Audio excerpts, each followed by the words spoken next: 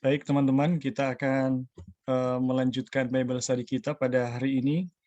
Hari ini tanggal 17 Juli tahun 2022, pagi hari di Indonesia, sore hari di Amerika, kita akan melanjutkan Bible Study kita dalam buku Christ and His Righteousness. Dan seperti biasa sebelum kita memulai, kita akan mengawalinya dengan doa. Baik teman-teman, kita berdoa. Mari kita berdoa. Bapa kami yang di surga, kembali lagi kami anak-anak-Mu datang ke hadirat-Mu. Kami bersyukur dan berterima kasih untuk semua berkat yang Tuhan berikan bagi kami. Kami bersyukur pada saat ini kami diberikan kesempatan kembali untuk mempelajari akan firman-Mu. Terima kasih Tuhan untuk kesempatan yang begitu indah yang Tuhan berikan bagi kami. Dan terima kasih untuk menyiapkan hati dan pikiran kami, supaya kami sedia menerima setiap penerangan firman Tuhan, setiap benih-benih firman Tuhan yang berkuasa untuk menghidupkan kami. Dan terima kasih Tuhan untuk bimbingan roh Tuhan yang akan menuntun kami ke dalam seluruh kebenaran, sehingga kami boleh tahu apa itu kebenaran, dan kebenaran itu boleh memerdekakan kami. Terima kasih Tuhan, terima kasih untuk berkat-berkat Tuhan yang akan menjadi bagian kami sepanjang Bible Study ini. Memberkati jaringan internet selama Zoom berlangsung, dan memberkati juga saudara-saudara kami yang lain yang mungkin belum terhubung dengan kami. Biarlah berkat-berkat surga yang sama boleh menjadi bagian kami semua. Inilah doa kami Tuhan, kami mau serahkan Bible Study kami ke dalam tangan-Mu. Di dalam nama Yesus kami sudah berdoa. Amin.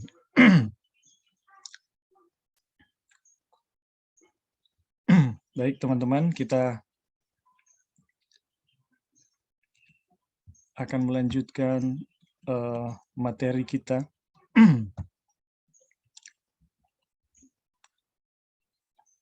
Jadi kemarin sudah pada pertanyaan ya, apakah Yesus itu adalah Tuhan?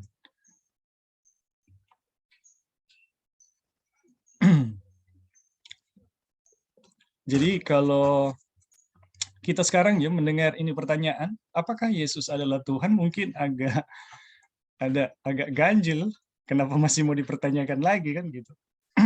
Buat kita sekarang ya, buat kita sekarang itu rasanya aneh dan ganjil, tapi di tahun buku ini ditulis, ini bukan satu hal yang ganjil, teman-teman. Karena kita tahu bersama ya, sejarah gereja kita, kita sangat dipengaruhi oleh doktrin Arian, ya, doktrin Arian yang membuat ya Tuhan itu Yesus ya, Yesus itu sedikit lebih rendah dari Tuhan, atau bahkan dia bukan sesuatu yang bersifat ilahi. Pokoknya nilainya direndahkan gitu. Nah itu pandangan Arian. Nah Arian sendiri ini ada banyak ya, banyak perkembangannya, banyak versinya. Tapi intinya mereka itu merendahkan Kristus lebih sedikit lebih di bawah daripada Bapa.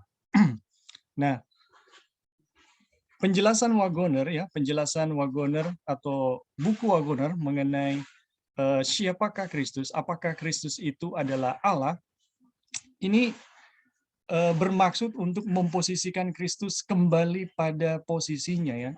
Dan Wagoner dalam buku ini betul-betul memberikan kita satu penjelasan mengenai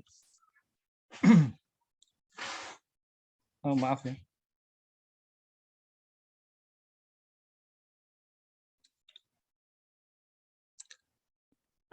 Wagoner pada dalam buku ini ya memberikan penjelasan kepada kita apakah Yesus itu adalah Allah ya. Kalau kemarin kita pelajari beberapa alasan yang telah diberikan apakah Yesus itu adalah Allah ya. Kita telah mengikuti ya kemarin dan telah mendiskusikan bahwa Yesus itu adalah benar-benar Allah dari bukti yang pertama ya. Yang pertama adalah bahwa Dia akan datang kembali, dan firman Tuhan yang menjelaskan tentang oknum ilahi yang akan datang kedua kali. Maaf sebentar ya.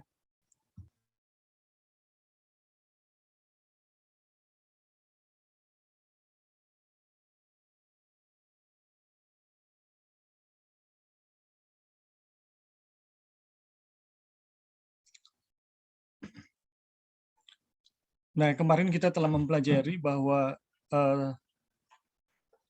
salah satu bukti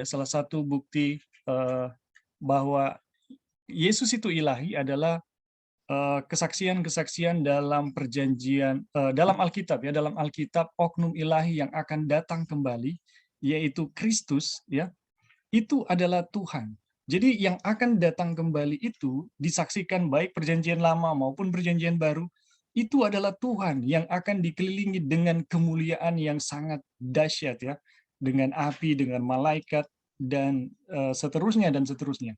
Poinnya adalah Yesus yang akan datang kembali, dinubuatkan baik dalam perjanjian lama maupun perjanjian baru, itu adalah Tuhan. Jadi, apakah Yesus Tuhan? Ya, itu telah disaksikan ya, bahwa Dia akan datang kembali, dan yang datang kembali pasti adalah Tuhan. Dan kemudian, kita juga telah pelajari ya kemarin bahwa Roh Kudus memberi kesaksian ya dalam perjanjian lama bahwa Yesus itu adalah Tuhan, Allah yang dahsyat, Allah yang perkasa ya. Kemudian kita juga bisa melihat dalam baik perjanjian lama maupun perjanjian baru, bagaimana Bapa sendiri bersaksi bahwa Yesus itu adalah Tuhan ya. Bayangkan teman-teman, Bapa sendiri memanggil anak itu Tuhan ya. Anak itu Allah ya.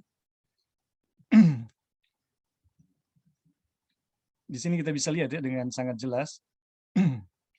Ya.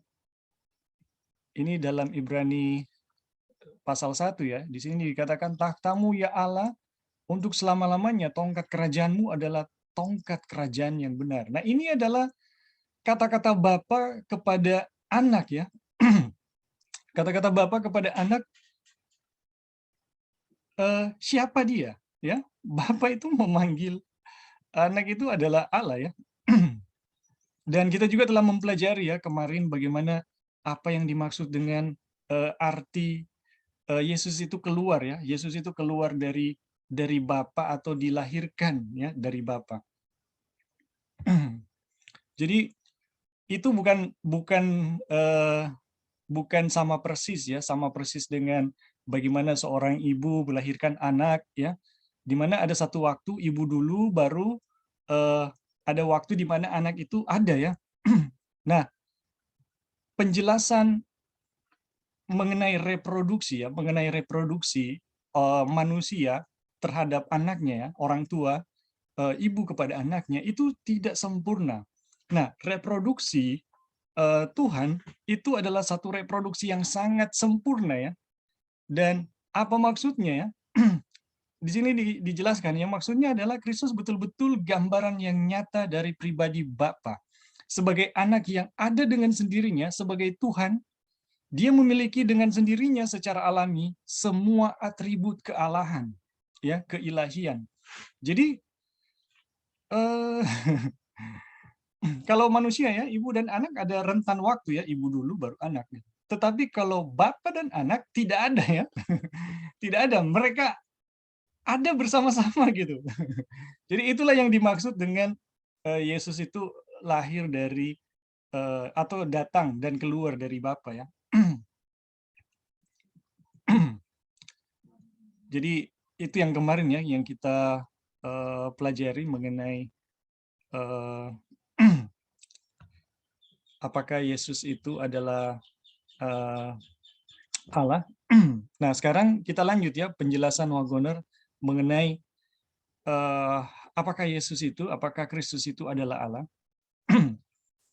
Nah, di sini kita ikuti ya penjelasan Wagoner.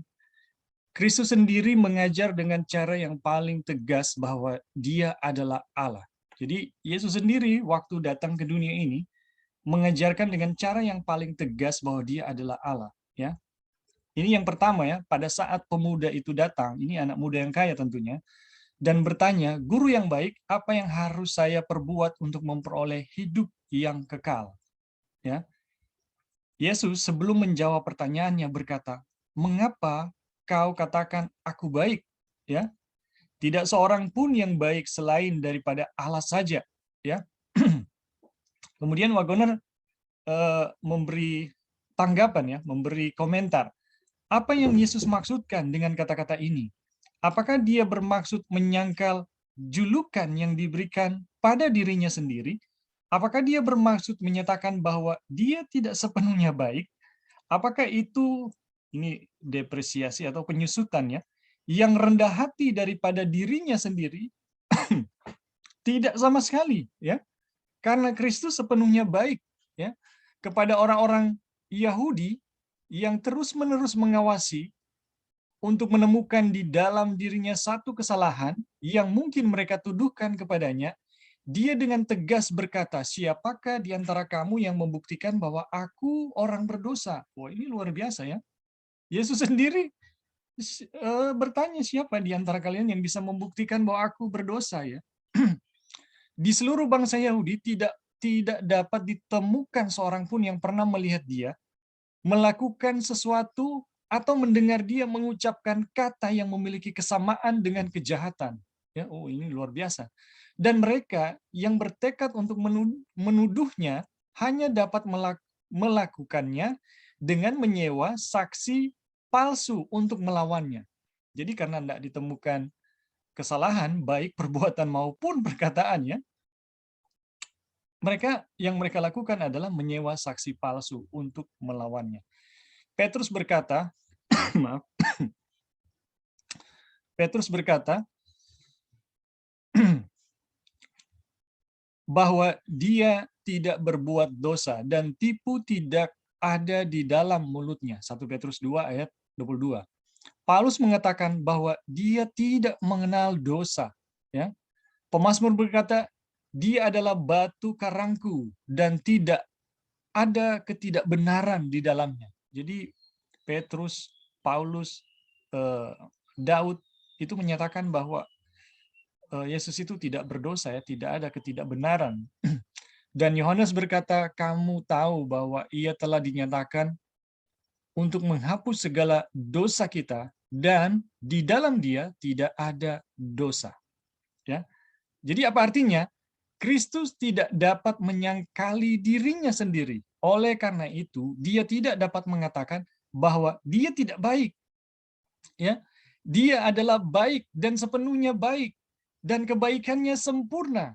Dan karena tidak ada yang baik selain Allah, ya, dan Kristus itu baik, maka Kristus adalah Allah dan inilah yang dimaksudkannya untuk diajarkan kepada orang muda itu. Jadi teman-teman, karena memang eh, tidak ada seorang pun ya yang baik selain Allah dan Yesus itu tidak pernah didapati ada kesalahan, maka apa yang diajarkan kepada anak muda itu adalah bahwa Yesus itu dirinya itu adalah Allah ya. Inilah yang diajarkan kepada ini juga yang diajarkan ya kepada para murid ya. Jadi itu yang diajarkan kepada anak muda sekarang yang diajarkan kepada para murid ya.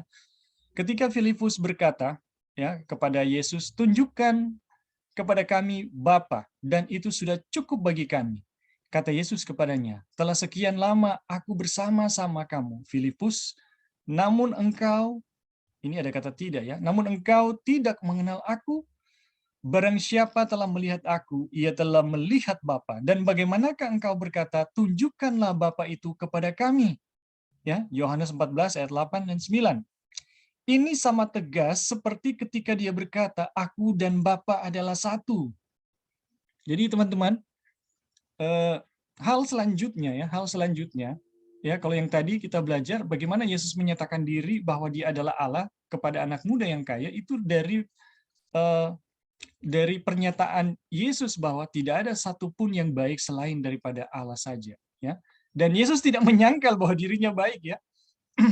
Dan kata-kata Yesus itu mau mengajarkan kepada anak muda bahwa dia sesungguhnya adalah Allah, karena memang dia tidak pernah terbukti ada dalam perbuatan maupun perkataan ada kesalahan, ya. Dan saat ini, ya, kita pelajari bahwa bagaimana Yesus mau menyatakan dirinya sebagai Allah, ya, kepada murid-muridnya melalui eh, pertanyaan, ya, pengalaman pertanyaan dari Filipus, ya. Ini Filipus berkata, "Tunjukkan kepada kami Bapa dan itu sudah cukup bagi kami," kata Yesus kepadanya. "Telah sekian lama aku bersama-sama kamu, Filipus, namun engkau tidak mengenal aku.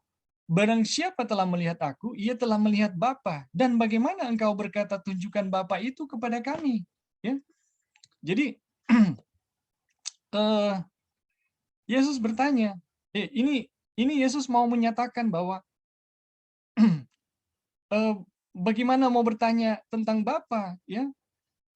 Bagaimana mau bertanya tentang Bapa? Dan Yesus mau menyatakan, kalau telah melihat aku, telah melihat Bapa, gitu. Barang siapa telah melihat aku, ia telah melihat Bapa. Dan bagaimana engkau berkata, tunjukkan Bapa itu kepada kami? Ini sama tegas seperti ketika dia berkata, aku dan Bapa adalah satu. Jadi teman-teman, bagaimana kita mau memahami siapa Bapa itu dengan cara melihat Yesus. Dengan melihat Yesus, kita akan paham persis, ya, siapa Bapa itu. Jadi Bapa dan Yesus itu tidak ada perbedaan sedikit pun, ya. Ini sama tegas seperti ketika dia berkata, "Aku dan Bapa adalah satu." Jadi, benar-benar Kristus adalah Allah bahwa ketika berada di antara manusia dan ketika diminta untuk menunjukkan Bapa, dia dia berkata, "Lihatlah aku," gitu. Jadi, ketika orang bertanya tentang Tuhan, ya, bagaimana itu Tuhan? Bagaimana itu Bapa?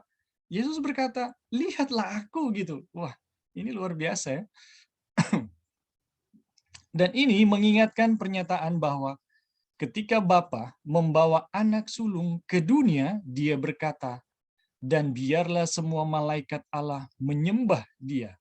Ya, Ibrani 1 ayat 6. Bukan hanya ketika Kristus sedang berbagi kemuliaan dengan Bapa di hadapan dunia, yang mana dia berhak mendapatkan penghormatan, tetapi ketika dia datang sebagai bayi di Bethlehem, bahkan pada saat itu semua malaikat Allah diperintahkan untuk menyembah dia. Jadi teman-teman, ini eh, bukan hanya pada saat Kristus, ya, eh, sedang berbagi kemuliaan Bapa pada waktu pelayanannya atau pada puncak pelayanannya, ya, tetapi di saat Yesus masih bayi pun, ya, Yesus itu adalah Allah, gitu.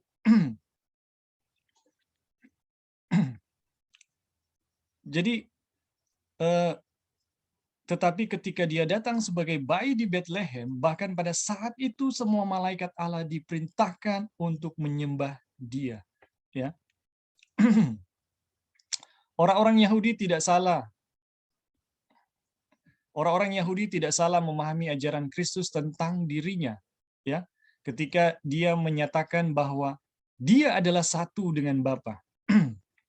Orang-orang Yahudi mengambil batu untuk melempari dia, dan ketika dia bertanya kepada mereka tentang perbuatan baiknya yang mana mereka berusaha untuk melempari dia dengan batu, mereka menjawab, bukan karena satu perbuatan baik maka kami mau melempari engkau, melainkan karena engkau menghujat Allah, dan karena engkau sekalipun hanya seorang manusia saja menyamakan dirimu dengan Allah. Jadi ini Yesus bertanya, ya.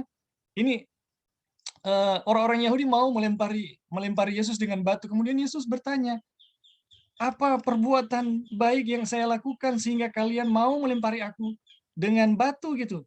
Kemudian mereka menjawab, bukan karena satu perbuatan baik maka kami mau melempari engkau dengan batu, melainkan karena engkau menghujat Allah dan karena engkau sekalipun hanya seorang manusia saja menyamakan dirimu dengan Allah. Wah, Jadi Yesus sendiri menyatakan diri ya bahwa dia adalah Allah. Sekiranya Yesus memang benar seperti apa yang mereka anggap terhadap dirinya, seorang manusia biasa, kata-katanya memang akan menjadi penghujatan terhadap dia adalah Allah. Jadi teman-teman, ini adalah kesaksian ya, kesaksian mengenai apakah Kristus adalah Allah ya. Jadi dari awal ya kita mempelajari, dari kemarin kita mempelajari apakah Kristus itu adalah Allah, ya, itu disaksikan bahwa oknum ilahi yang datang, ya, oknum ilahi yang akan datang pada kedua kali itu adalah Tuhan. Kemudian Roh Kudus memberi kesaksian dalam Perjanjian Lama, ya, bahwa Yesus itu adalah Tuhan. Kemudian Bapa sendiri memberi kesaksian baik Perjanjian Lama maupun Perjanjian Baru bahwa Yesus itu atau anak itu adalah Tuhan atau Allah ya. Kemudian melalui bagaimana ketika Yesus datang kedua kali ya, bukan pada kedua kali ya, pada pertama kali ketika dia bertemu dengan anak muda yang kaya ya, dia menyatakan diri bahwa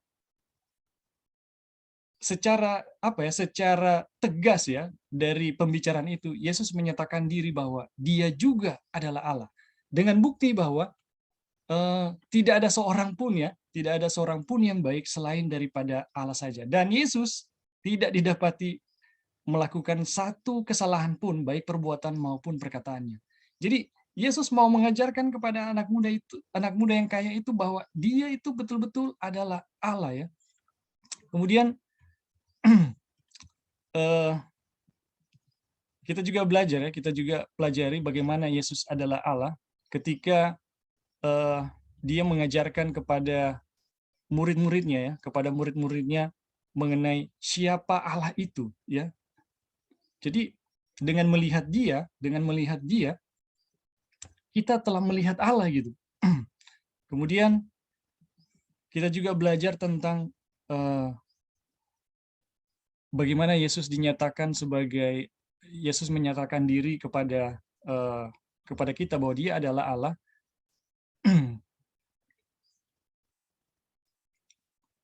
Pada saat dia datang ke dunia di mana para malaikat harus menyembah dia sebagai anak, bahkan pada saat dia masih sebagai bayi. Baru kemudian kita juga belajar ya bahwa Yesus itu adalah Allah itu pada saat ada satu hal yang Yesus buat, kemudian orang Yahudi hendak melempari Yesus dengan batu, dan kemudian Yesus bertanya, perbuatan baik apa yang saya lakukan yang membuat kalian itu mau melempari saya dengan batu? Dan orang Yahudi mengatakan bukan karena satu perbuatan baik, ya, sehingga kami mau melempari kamu dengan batu, tetapi karena engkau menghujat Allah, ya. Karena sekalipun engkau hanya manusia saja, tapi menyamakan dirimu dengan Allah. Jadi ini luar biasa ya. Ini luar biasa ya bagaimana Yesus menyatakan diri, menyamakan dirinya dengan Bapa ya pada saat dia ada satu hal yang Yesus buat ya, yang dipikir itu adalah satu penghujatan terhadap Allah. Oke teman-teman, sampai di sini dulu. Mungkin ada yang bisa menanggapi atau menambahkan dari pelajaran kita saat ini.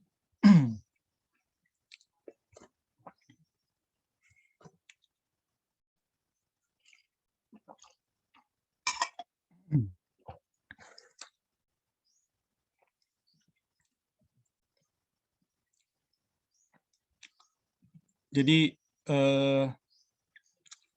pelajaran kita saat ini adalah mengenai kealahan ya, mengenai kealahan, dan di sini kita dinyatakan bahwa Yesus itu adalah benar-benar Allah ya, benar-benar Allah. Ada penjelasan-penjelasan yang kita telah pelajari ya dari kemarin bahwa Yesus itu benar-benar Tuhan ya. Yesus itu benar-benar Tuhan. Kenapa demikian? Ini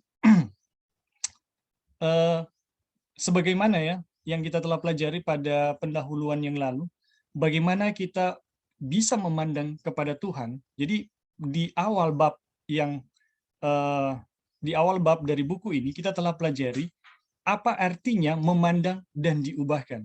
Jadi kita tahu bersama ya, apalagi di grup ini mengenai memandang dan diubahkan, ya. Ini menjadi isu yang sangat isu yang hangat ya di dalam grup ini. Jadi di dalam buku ini pada pendahuluan kita diajarkan apa artinya memandang dan diubahkan, ya. Itu artinya kita harus bisa memandang Yesus ya secara terus-menerus ya, memandang Yesus apa adanya dan memandang Yesus secara cerdas. Jadi sebagaimana Yesus dinyatakan ya dan bagaimana kita bisa melihat dia terus-menerus ya, itu yang akan membuat kita berubah. Dan ini adalah satu pelajaran yang sedang diajarkan kepada kita. Bagaimana kita bisa melihat Tuhan apa adanya ya. Dan teman-teman, kita tidak mungkin berubah ya menjadi seperti yang diharapkan oleh Tuhan atau berubah menjadi seperti karakter Yesus kalau kita memiliki pemahaman yang salah tentang Tuhan.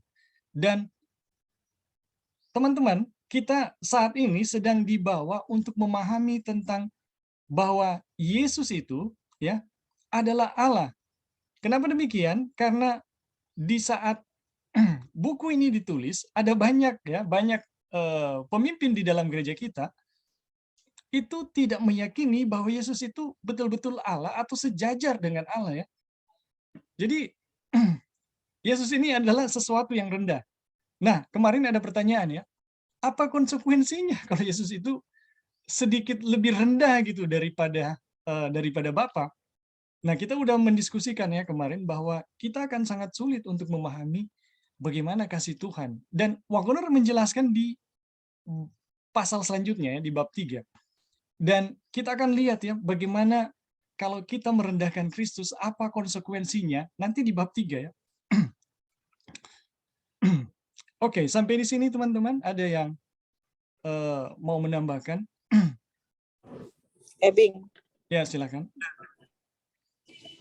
kan mau tambah sih, mau tanya gitu, karena kan orang tahu juga ada di bagian orang yang percaya Godhead. Jadi kalau untuk orang yang belajar ini, memang dari sisi Godhead dengan yang orang belajar itu enggak ada pertanyaan kalau Yesus itu Tuhan apa enggak gitu. Semua sama-sama percaya. Tapi di orang yang percaya Godhead itu, kenapa Yesus itu Tuhan? Karena dia itu anak dari Tuhan secara yang keluar dari Bapa ya. Nah, kalau dari bukan pihak Godhead itu adalah Yesus itu Tuhan, self existence ya, yang kemarin kita lihat itu yang ada dengan sendirinya. Jadi kalau kita lihat dalam dua-dua mengakui Yesus itu Tuhan. Tidak ada permasalahan apa-apa dalam pertanyaan di sini apakah Kristus Tuhan. Jadi yang kita mau bertanya juga adalah apa dia punya masalah dari orang yang percaya Yesus itu Tuhan, tapi dia itu anak, dengan Yesus itu Tuhan yang self existence gitu. Maksudnya dua-dua percaya Yesus Tuhan gitu. Jadi dia punya masalah itu terletak di mana gitu. Ngerti enggak? Kita punya pertanyaan. Apa perbedaan orang yang mengerti Tuhan Yesus itu self existence yang ada dengan sendirinya, dengan perbedaan Yesus itu dilahirkan, tetapi dua-dua mengakui dia itu adalah Tuhan gitu. Apa Ebing mengerti kita punya pertanyaan? Sebelum menjawab, apakah itu maksudnya bahwa Yesus itu ada di dalam satu waktu, dia muncul di dalam satu waktu gitu? Iya, jadi kalau dari pihak Godhead, karena kan dulu orang pernah belajar Godhead, dia itu muncul ada dalam satu waktu. Tapi dalam kasus pelajaran ini, pertanyaannya apakah Kristus adalah Tuhan? Ya. Dari pihak Godhead, iya dia Tuhan, nggak ada pertanyaan lagi. Istilahnya orang nggak ada masalah dengan itu gitu. Tapi yang kita mau tanya adalah di mana terletak permasalahan? Apakah kita mau percaya Yesus itu Tuhan dilahirkan dengan Yesus itu Tuhan self-existence atau ada sendirinya?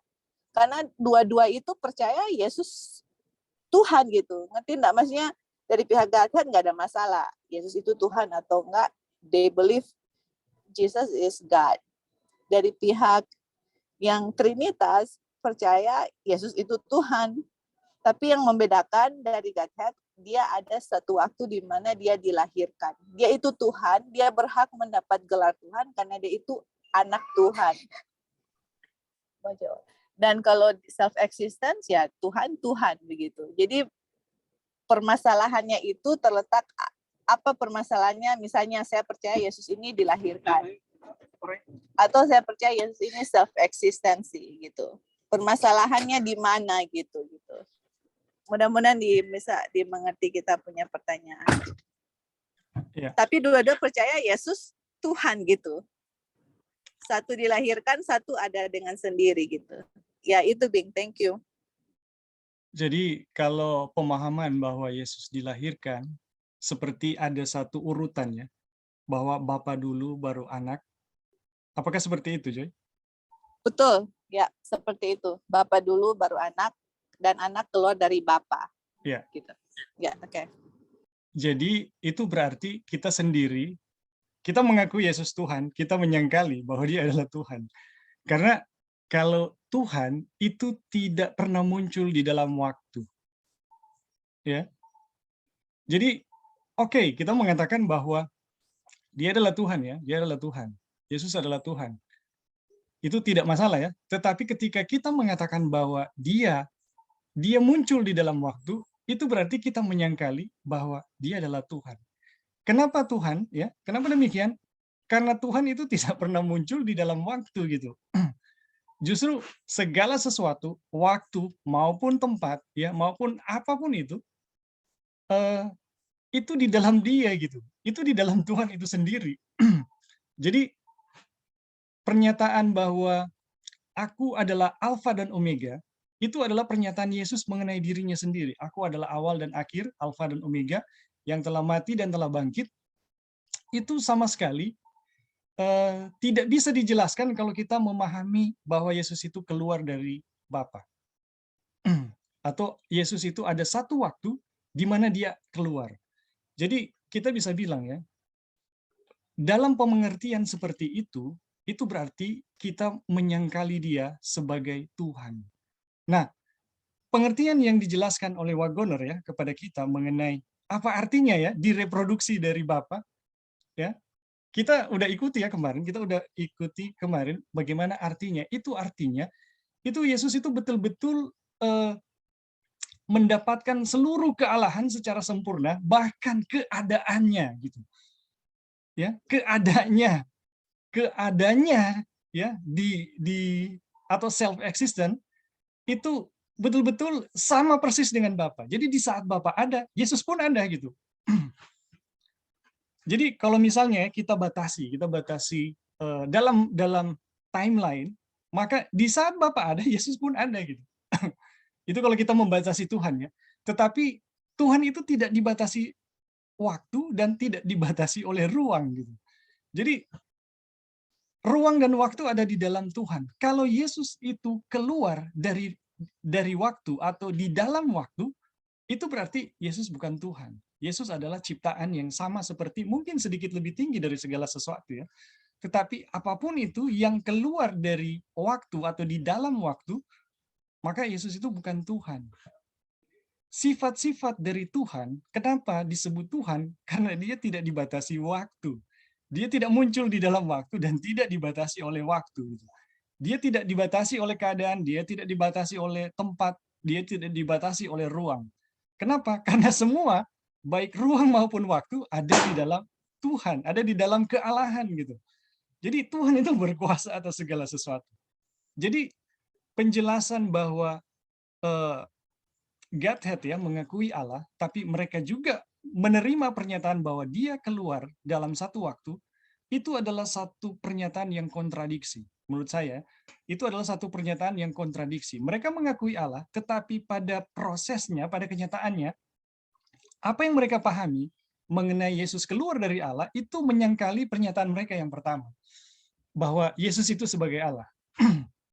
Jadi kira-kira seperti itu, Joy, yang kita bisa berikan. Dan kemudian ya, nanti di pasal 3, ini tinggal sedikit untuk pasal 2 ini, nanti kita lanjut di pasal 3. Apa konsekuensi kalau Yesus itu lebih rendah sedikit dari Bapa? Ya, nanti kita lihat di pasal 3. Oke, kira-kira seperti itu, Joy.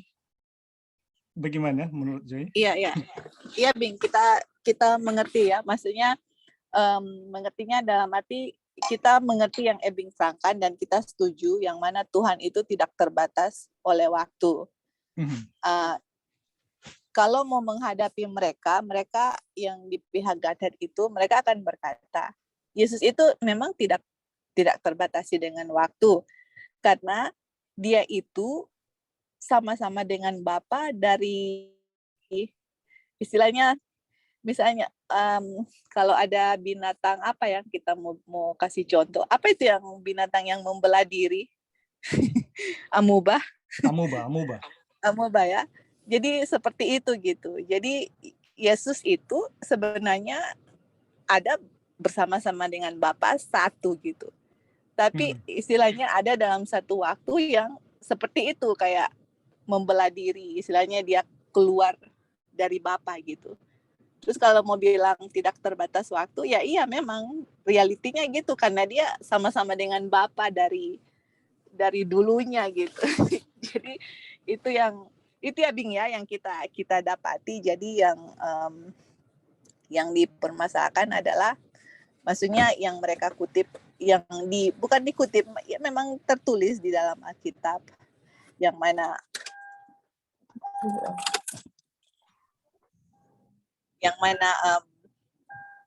Yesus itu keluar dari Bapa. Ya, tunggu Bing. Itu yang apa maksudnya? Iya. Jadi yang masalahnya itu adalah, kalau mau yang tadi Ebing bilang, yang Yesus itu tidak dibatas, Tuhan itu tidak dibatasi dengan batu, ya betul, mereka akan percaya juga karena mereka percayanya itu adalah Yesus dengan Bapa satu dalam satu saat, dan kemudian keluar dalam satu saat gitu. Jadi, nah itu yang apa ya? Karena ini kan lagi membahas mengenai Tuhan Yesus, Godhead gitu. Jadi ya kita juga pingin tahu, karena orang pasti akan menghadapi orang-orang yang percaya seperti itu gitu. Jadi itulah kita bertanya yang mana dia punya permasalahan apa gitu, kalau percaya Yesus dilahirkan atau Yesus self-existent gitu. Dan kemudian yang tadi Ebing bilang, kalau memang Tuhan itu dia tidak muncul dalam satu waktu gitu. Dia itu ada alfa gitu.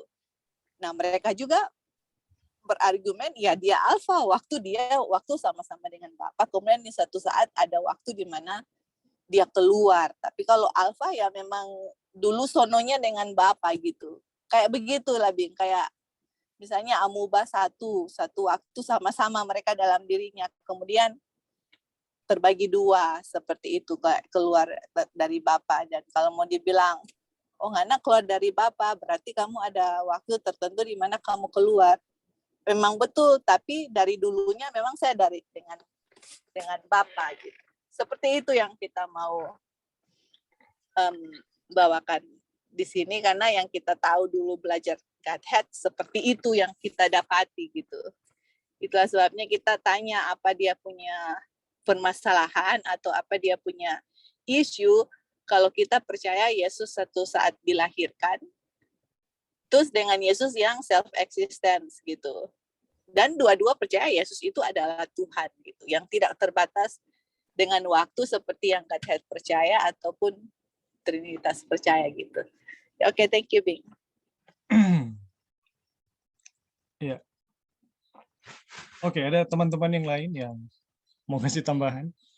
atau tanggapan, dipersilakan. Jadi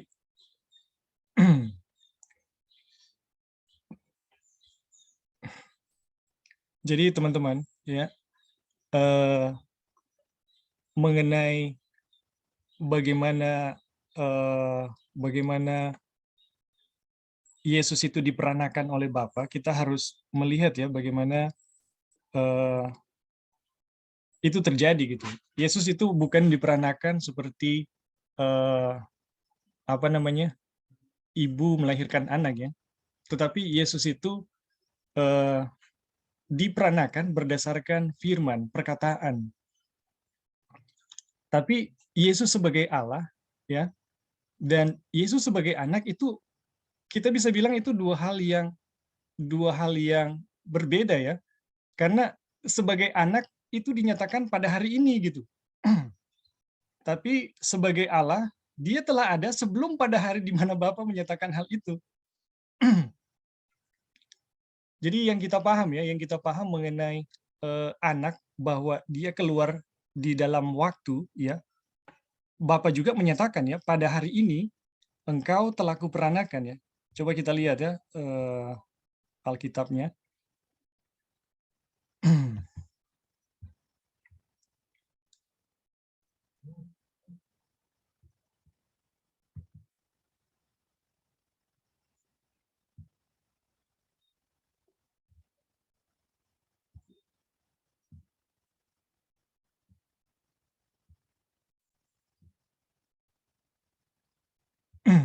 Apa bisa lihat ini teman-teman? Nggak bisa? Oh, stop share dulu ya. Baru share screen.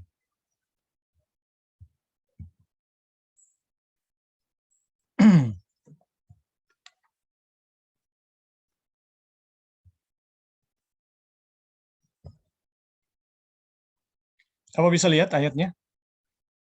Alkitab? Sudah. Oke.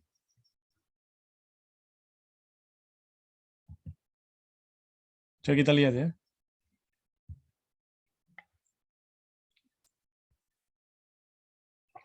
Ini ayat 5 ya. Karena kepada siapakah di antara para malaikat itu pernah ia berkata, anakku engkau. Ya. Jadi Bapa berbicara nih kepada anak, anakku engkau. Engkau telah kuperanakan pada hari ini. Ya. Dan aku menjadi bapaknya, ya. Dan aku menjadi bapaknya dan ia akan menjadi anakku. Jadi pada hari ini, pada satu waktu, ya. Jadi ini menurut saya,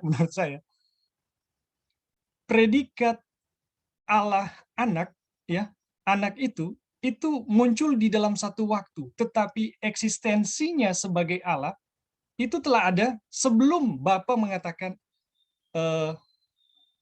ya, anakku engkau, pada hari ini kuperanakan gitu. Kenapa? Karena pernyataan dari Yesus sendiri mengenai dia adalah Alfa. Ya, kalau dia adalah Alfa, sementara kalau Yesus itu nanti muncul pada saat firman ini keluar, maka itu berarti Yesus bukan Alfa. Yesus itu adalah kedua ya, bukan Alfa. Tetapi Yesus sendiri adalah Alfa bersama-sama dengan Bapa. Bapa itu adalah Alfa juga, ya. Jadi di sini kita mau bilang ya, kita mau katakan bahwa apa yang dinyatakan pada hari ini ya, Yesus diproduksi sebagai anak itu adalah kata-kata Bapa ya.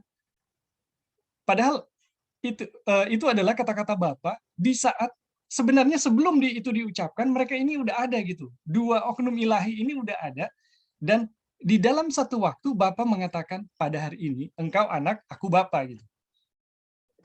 Jadi ini adalah dua hal yang berbeda. Mereka sebagai Allah dua-dua dan pada saat Bapa menyatakan engkau anak, aku Bapa.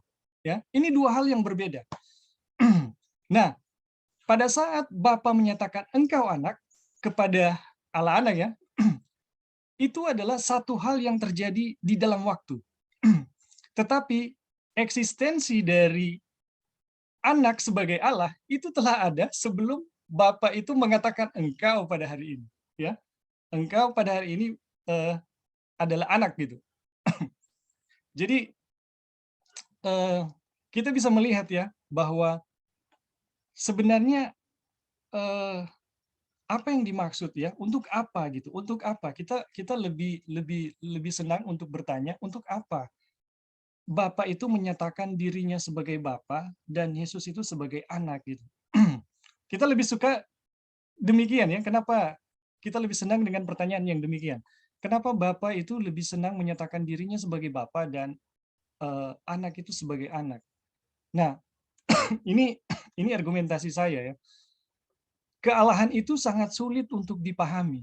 Apa yang dipahami manusia ya tentang kealahan itu lebih banyak tentang Allah gitu, Allah-Allah orang kafir. Dan hal ini dinyatakan oleh Bapa ya, bagaimana satu suasana keluarga ya, satu suasana keluarga untuk menjelaskan tentang bagaimana kealahan itu. Jadi hubungan hubungan kealahan berbeda dengan hubungan antara raja-raja duniawi atau ilah-ilah duniawi dengan bawahan-bawahannya gitu. Itu dua hal yang berbeda. Nah, di dalam hal ini Tuhan mau menjelaskan bahwa ini menurut saya bagaimana kealahan itu saling berhubungan satu sama lain itu di dalam terminologi yang manusia pahami, yaitu terminologi keluarga antara bapak dan anak. Jadi sebenarnya di sini Bapa mau menyatakan dirinya atau ketuhanan itu ya mau menyatakan diri mereka supaya dipahami oleh manusia lewat dua terminologi ini ya, dengan hubungan anak dan bapa kita sebagai ciptaannya lebih bisa memahami bagaimana Allah itu daripada kalau Tuhan ini mengatakan saya ini tuan gitu, saya ini adalah raja gitu.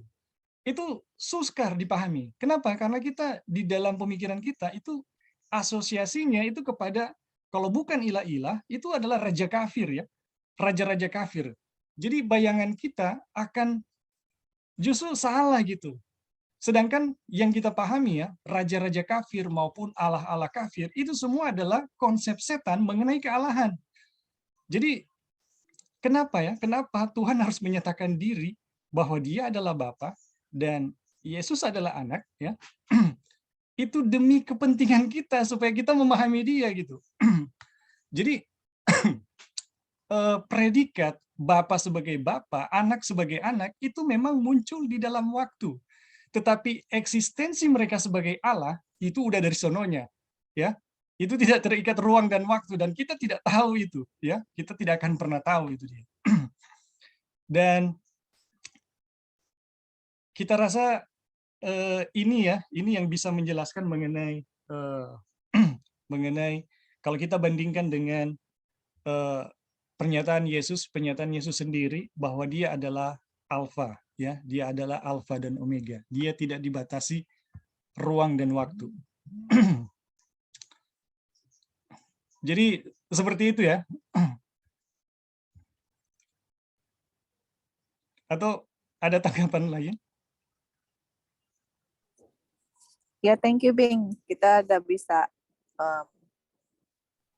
lebih mengerti yang mana waktu Bapak berbicara kepada anak, pada hari ini aku memperanakan engkau, itu sudah ada mereka punya eksistensi. Jadi memang betul ya, karena untuk menggambarkan hal-hal kerajaan surga, memang Tuhan Yesus pun harus menggunakan apa yang kita bisa lihat dan pahami di dunia ini gitu. Jadi untuk melihat bagaimana hubungan antara Bapa dengan anak, ya Tuhan juga harus menggunakan bagaimana hubungan dalam keluarga antara Bapa dengan anak atau orang tua dengan dia punya anak gitu. Jadi kita udah mulai bisa mengerti, karena memang ini kan kita juga dulu percaya mengenai Bapa, Anak, dan Roh begitu. Yeah. Dan kemudian belajar juga memang sangat detail ya mengenai Godhead. Jadi kita sendiri tahu dengan jelas apa dia punya isu sebenarnya yang di dalam dua-dua itu gitu. Nah itulah sebabnya kita ingin bertanya supaya memang betul-betul tahu isunya itu apa gitu ya, dan bisa mengerti dan bisa juga memahami, karena kita juga nggak mau salah mengerti mengenai memandang Kristus dengan dia punya keilahian gitu ya. Jadi memang harus betul-betul mengerti dan bisa dipertanggungjawabkan apa yang kita pelajari, benar-benar bisa memandang Tuhan Yesus dengan sebenarnya, dan juga bisa memberikan jawaban kepada orang yang akan bertanya hal seperti itu, karena isunya itu gitu. Jadi terima kasih Bing atas jawabannya. Kita sudah mulai bisa lihat.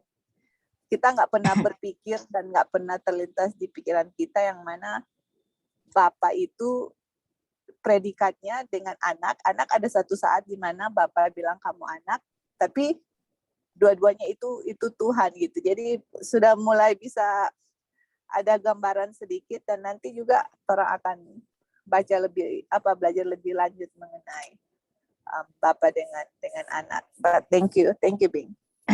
Oke. Baik, terima kasih Joy. Apa ada yang lain yang mau kasih tambahan atau tanggapan? Ya, halo bro. Ya silakan Bro Dolphin. Ya sebenarnya kalau orang pikir-pikir lagi, kenapa Tuhan tidak datang dalam yang satu wujud yang tunggal gitu loh. Walaupun ya, kita percaya bahwa Tuhan Esa, ya kan, satu. Dan adapun kalau ada Bapa, ada Anak, lalu asal kita ada Roh, ya, Allah Anak, Allah Bapa, Allah Roh, itu terkesan seperti Tuhan itu bukan Esa. Nah, adapun kalau kita datang kepada pemahaman Esa sendiri, kita semua mengerti ya, bagaimana Tuhan dalam konteks Kristiani, Esa itu dalam konteks apa. Saya nggak mau bahas itu, yang saya mau bahas adalah kenapa Tuhan tidak datang dalam bentuk satu oknum saja, gitu kan. Tetapi muncul pertanyaan lain, kenapa ada Bapa, kenapa ada Anak? Ini gambaran apa sebenarnya yang Tuhan mau kasih lihat ke kita? Ini kan jadi satu hal yang menarik ketika kita melihat itu lebih dalam ya. Karena tentunya Tuhan bukan Tuhan yang sembarangan. Kita paham dari dulu bahwa segala sesuatu yang Tuhan buat atau Tuhan katakan, ya itu semua bukan sekedar keluar seperti itu tanpa makna. Tidak seperti itu pemahaman kita. Dan saya tahu kita semua sepakat bahwa apapun yang Tuhan buat, apapun perkataan yang keluar dari mulut Tuhan itu bukan sia-sia. Bukan dia sekedar letup kayak kita manusia, ada aja yang diomongin walaupun bukan suatu hal yang nggak penting ya. Tuhan semua itu ada isinya, ada bobotnya, apa yang dia katakan, karena itulah firman-Nya dia. Sekarang kenapa Tuhan dalam bentuk yang kita bilang Esa tapi bukan Esa? Tentunya ada yang kayak tadi Joy bilang, ada yang satu hal yang penting yang Tuhan mau kasih lihat kita. Ya. Kalau saya pribadi baru melihat satu hal, ketergantungan anak kepada Bapa itu satu ajaran penting yang harus menjadi bagian kita. Ketergantungan kita dengan Tuhan. Ya, itu penyerahan kita, itu yang saya lihat ya secara general, dan pasti ada banyak hal yang lain lagi. Nah, kira-kira itu pendapat kita, mungkin ada masukan yang lain atau sanggahan, silakan. Ya, terima kasih Brother Dolphin. Jadi saya sendiri sepakat ya bahwa apa yang pernyataan Bapa ya, apa yang dinyatakan kealahan mengenai mereka, Bapa dan Anak, itu mau menjelaskan bagaimana satu teladan ya ditinggalkan kepada manusia yang adalah anak-anak manusia ya. Bagaimana kita bergantung sebagaimana Yesus bergantung kepada Bapaknya, itu kita rasa betul sekali ya. Dan itu menjadi lebih mudah ya kita memahami karena terminologinya itu Bapa dan itu anak, itu terminologinya begitu akrab di dalam dunia kekeluargaan. Jadi ada beda ya, ada beda kalau misalnya Tuhan pakai saya raja ya, atau saya ilah ya, dan engkau adalah bawahan misalnya, prajurit. Itu dua hal yang berbeda. Apa ya? Rasanya beda gitu. Di dalam apa ya? Di dalam pikiran kita atau di dalam otak kita itu rasanya beda. Nah, ketika menggunakan terminologi Bapa ya, mengenai Allah Bapa dan Yesus adalah anak, ini menjadikan kealahan itu begitu akrab dengan kita.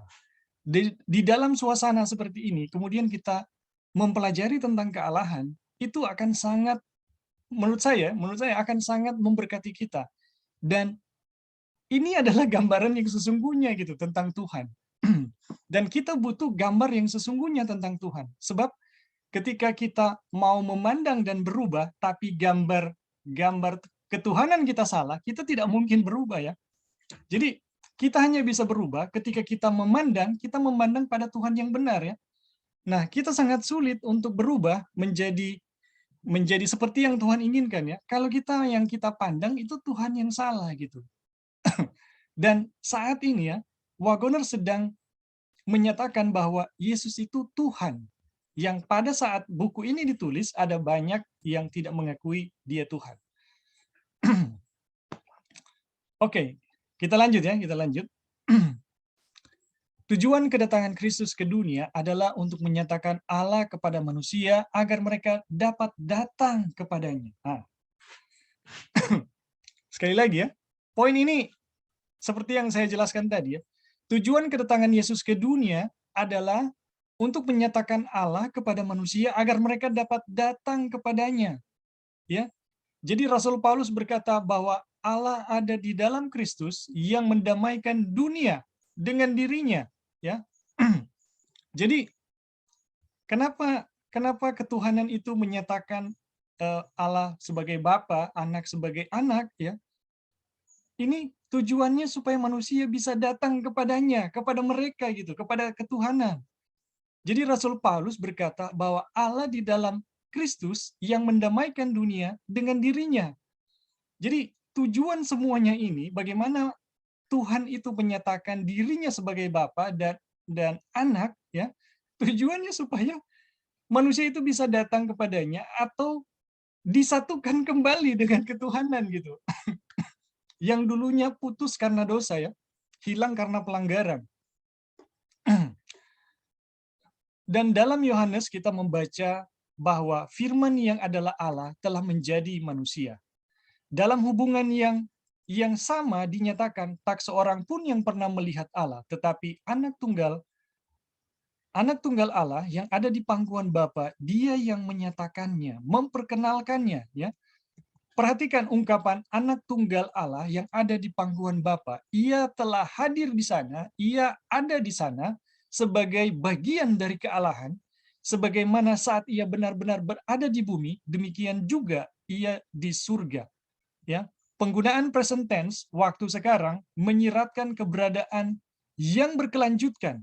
Itu menyajikan ide yang sama yang terkandung dalam pernyataan Yesus kepada orang-orang Yahudi. Sebelum Abraham ada, aku ada. Ya. Dan ini sekali lagi menunjukkan identitasnya dengan ia yang dan sekali lagi ini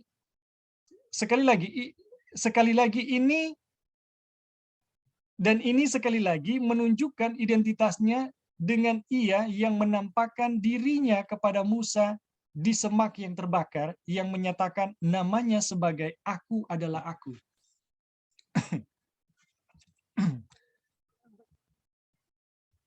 Jadi ungkapannya, anak tunggal Allah, ungkapan bahwa Yesus itu adalah anak tunggal dari Bapa yang ada di anak tunggal Allah yang ada di pangkuan Bapa, ini menggunakan kata yang sama dengan yang dinyatakan oleh Yesus ya, yang dinyatakan oleh Yesus bahwa sebelum Abraham ada, aku ada. Ini sama ya penggunaan waktunya. Dan sekali lagi Dan ini sekali lagi menunjukkan identitasnya dengan Ia yang menampakkan diri kepada Musa di semak yang terbakar, yang menyatakan namanya sebagai Aku adalah Aku, ya. Dan akhirnya kita memiliki kata-kata terilham dari Rasul Paulus tentang Yesus Kristus, bahwa Bapa berkenan, ya, bahwa Bapa berkenan bahwa di dalam Dia berdiam kepenuhan, seluruh kepenuhan Allah. Kolose 1 ayat 19.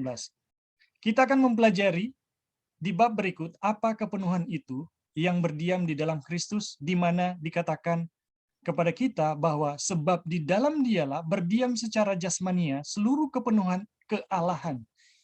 Ini adalah kesaksian yang paling mutlak dan tegas tentang fakta bahwa Kristus pada dasarnya memiliki semua atribut kealahan. Ya, fakta keilahian Kristus juga akan tampak dengan sangat jelas saat kita melanjutkan untuk mempertimbangkan, ya.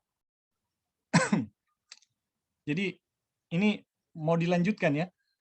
Oke, sampai di sini dulu. Ada yang teman-teman yang mau kasih tambahan atau tanggapan, dipersilakan.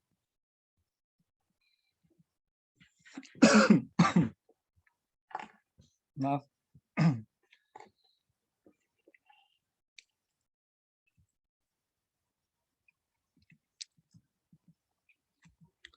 Jadi cukup jelas ya teman-teman bahwa bagaimana Yesus menyatakan dirinya sebagai bahwa Dia adalah Allah, ya. Bahwa Dia adalah Allah dan Allah itu telah menjadi manusia. Jadi tujuan penyataan kealahan itu adalah untuk satu hal, ya, bagaimana mengembalikan manusia, mengembalikan hubungan manusia itu dengan Tuhan, ya. Bagaimana manusia itu dapat kembali datang kepada Tuhan dan bagaimana manusia itu bisa didamaikan kembali dengan dirinya. Oke, sampai di sini ada teman-teman yang Ya, Bing. Oke, silakan ya. Jadi kita lihat di sini yang note the expression the only begotten son, atau perhatikan ungkapan. Jadi sebenarnya di ungkapan the only begotten son itu adalah ekspresi, ya, yang ditulis di Wagener di sini. Kenapa dia itu anak tunggal yang ada di pangkuan Bapa di situ? Karena kita lihat namanya Tuhan Yesus kan itu I am that I am, atau aku adalah aku gitu. Jadi betul ya tadi yang tadi Edwin sudah share, yang mana Tuhan itu tidak terbatas dengan waktu. Karena waktu dia berbicara di zaman, waktu dia ada di dunia ini, dia bilang sebelum Abraham ada, I am. Jadi apa ya? Bukan I was, tapi I am. Jadi dia itu tidak terbatas di dalam apa ya? Di dalam suatu ruang lingkup dan waktu, dan dia itu ada terus gitu. Jadi dia punya the only begotten son itu, yaitu dia itu ada terus dengan Bapa. Bukan begitu kan, dia punya keterangan dia ada terus dengan Bapa, dan dia tidak ada di mana dia itu nggak ada sama-sama dengan Bapa di sini, karena dia bilang karena dia bilang di sini ungkapan anak tunggal Allah. Jadi kalau kita baca the only begotten son, itu artinya, ungkapannya itu artinya dia itu selalu ada dengan Bapa gitu.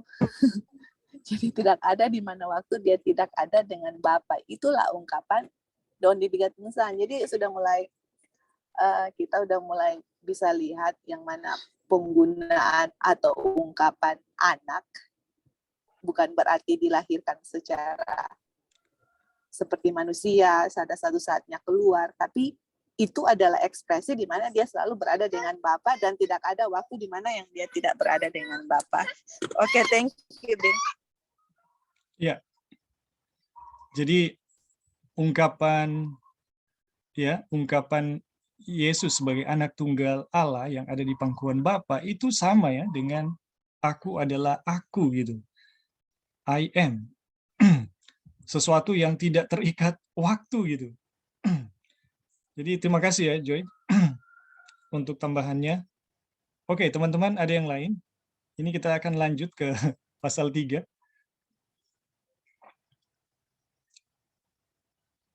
Oke, kalau sudah tidak ada yang lain, kita lanjut ya. Apa kelihatan ini? Bisa, Bing. Pasal 3, chapter 3, Christ as Creator. Christ as Creator. Kristus sebagai pencipta. Kelihatan? Bisa. Kelihatan, Bing. Oke. Segera menyusul ayat yang sering dikutip ya, yang mengatakan bahwa Kristus firman itu adalah Allah. Kita membaca bahwa segala sesuatu dijadikan oleh Dia, dan tanpa Dia tidak ada sesuatu pun yang dijadikan. Jadi segala sesuatu dijadikan oleh Kristus ya, dan tanpa Kristus tidak ada sesuatu pun yang dijadikan. Ini Yohanes 1 ayat 3. Komentar apapun tidak dapat membuat pernyataan ini lebih jelas dari itu. Oleh karena itu, kita beralih ke firman Tuhan dalam Ibrani 1 ayat 1 sampai 4 ya. Tapi ini dipotong ya. Allah zaman akhir ini telah berbicara kepada kita dengan perantaraan anaknya yang telah Ia tetapkan sebagai yang berhak menerima segala yang ada. Oleh Dia, Allah telah menjadikan alam semesta. Ya, Ia adalah gambar, Ia adalah cahaya kemuliaan Allah dan gambar wujud Allah. Ya, jadi oleh Anak, ya, Allah telah menjadikan semesta alam ya, alam semesta. Ia adalah cahaya kemuliaan Allah dan gambar wujud Allah, dan menopang segala yang ada dengan firman-Nya yang penuh kekuasaan. Dan setelah Ia selesai mengadakan penyucian dosa, Ia duduk di sebelah kanan yang maha besar, di tempat tinggi jauh lebih tinggi daripada malaikat-malaikat, sama seperti nama yang dikaruniakan kepadanya jauh lebih indah daripada nama mereka. Yang lebih tegas dari ini adalah kata-kata Rasul Paulus kepada jemaat di Kolose, berbicara tentang Kristus sebagai pribadi yang melaluinya kita memperoleh penebusan. Ia menggambarkan Yesus sebagai gambar Allah yang kelihatan, gambar Allah yang tidak kelihatan, yang sulung, lebih utama dari segala yang diciptakan. Karena di dalam Dia telah diciptakan segala sesuatu yang ada di sorga dan yang ada di bumi, yang kelihatan dan yang tidak kelihatan, baik singgasana maupun kerajaan, baik pemerintah maupun penguasa. Segala sesuatu diciptakan oleh Dia dan untuk Dia. Ia ada terlebih dahulu dari segala sesuatu. Ya, wah ini luar biasa ya. Ia ada terlebih dahulu dari segala sesuatu dan segala sesuatu ada di dalam Dia. Jadi ini sisi keilahian Kristus yang dinyatakan oleh Paulus ya. Ayat yang luar biasa ini harus dipelajari dengan cermat dan sering direnungkan untuk tidak meninggalkan apapun ya, itu tidak meninggalkan apapun di alam semesta yang tidak diciptakan oleh Kristus. Jadi semua yang ada di alam ya, semua yang ada di semesta alam ini diciptakan oleh Kristus ya, tidak ada baik di surga maupun di dunia atau dimanapun ya, semuanya diciptakan oleh Kristus. Dia menciptakan segala sesuatu di surga dan segala sesuatu di bumi. Dia membuat segala sesuatu yang dapat dilihat dan segala sesuatu yang tidak dapat dilihat. Takhta dan kerajaan dan pemerintah dan penguasa di surga. Ya, semua bergantung padanya untuk keberadaannya. Wah, ini luar biasa ya bagaimana Kristus itu.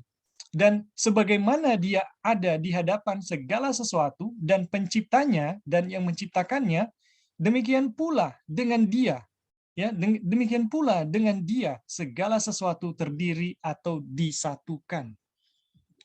Nah, ini bagaimana kita melihat ya eksposisi Wagoner mengenai keilahian Kristus dari tulisan-tulisan Paulus. Ini setara dengan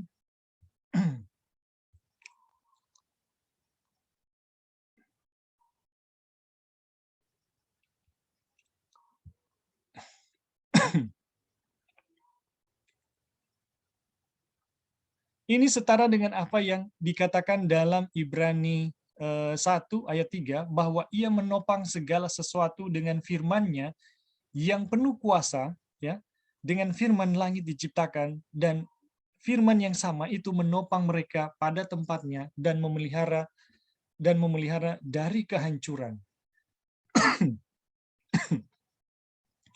Kita tidak mungkin memutuskan hubungan ayat ini dengan Yesaya 40 ayat 25 dan 26.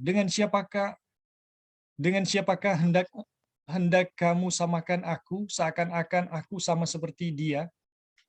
Ini berhala-berhala, ya. Firman yang Maha Kudus, ya. Arahkan matamu ke langit dan lihatlah siapa yang menciptakan semua bintang itu dan menyuruh segenap tentara mereka keluar sambil memanggil nama mereka sekaliannya. Satu pun tiada yang tidak hadir. Oleh sebab ia Maha Kuasa dan Maha Kuat, ya. Atau terjemahan bahasa Ibrani lebih tegas lagi mengatakan dari Dia yang hebat dalam keperkasaan dan kuat dalam kekuasaan, tidak ada satu pun dapat luput. Wah, ini lebih strong lagi, ya. Kristus adalah seorang yang kudus, Kristus adalah seorang yang kudus yang menyebut setiap bintang di langit dengan namanya masing-masing dan menetapkan mereka dalam posisinya. Jelas dinyatakan dalam bagian lain dalam pasal yang sama. Tentang Dia sebelumnya telah dinubuatkan.